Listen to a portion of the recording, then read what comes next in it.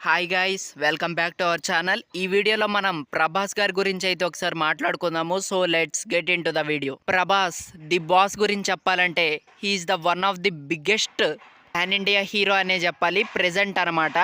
And హేటర్సే లేని hero ఎవరైనా ఉన్నారంటే మన డార్లింగ్ ప్రభాస్ గారు అనే చెప్పాలి.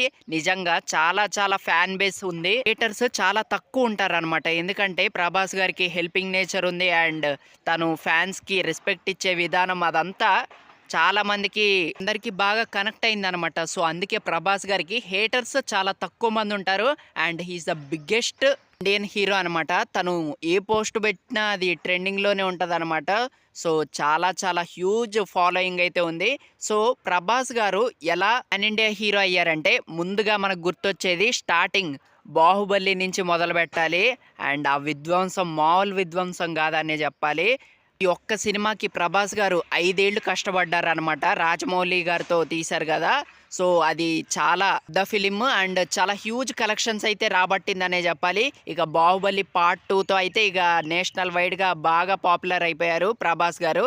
ఇక నెక్స్ట్ వచ్చేసి ప్రశాంత్ నీల్ గారితో మన సల్లార్ తీశారనమాట. అండ్ ఆ మూవీ గురించి చెప్పాలంటే ఫ్యాన్స్కి మాత్రం అదొక మాస్ ఐ ఫీస్ట్ అనే చెప్పాలి. ప్రభాస్ గారి కటౌట్కి తగ్గట్టు తీశారనమాట ఆ సినిమా మాత్రం.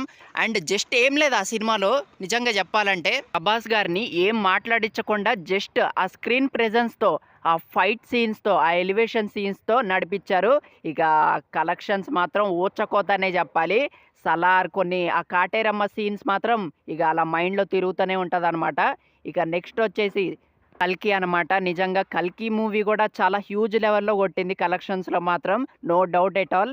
అండ్ 1200 కోట్లనైతే కలెక్ట్ చేసిందని చెప్పాలి. అండ్ ఆ కటౌట అలాంటిది అనమాట. నిజంగా